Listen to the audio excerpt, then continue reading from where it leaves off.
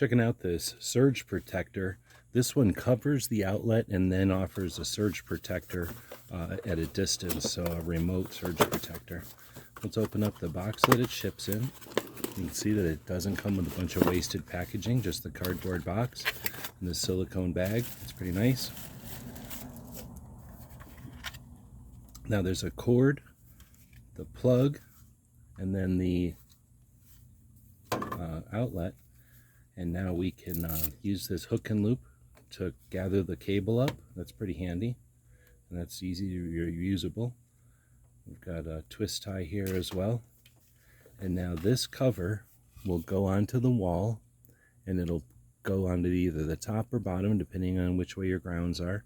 And then you'll have this cable coming out that's nice and flat.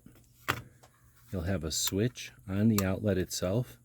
There's 1, 2, 3, 4, 5, 6, 7, 8 outlets, 3-prong outlets on the adapter, and then there's 3 USB-Cs and a USB-A. That's pretty handy. There's also a power indicator and a surge indicator. This is well made, handy, and clever.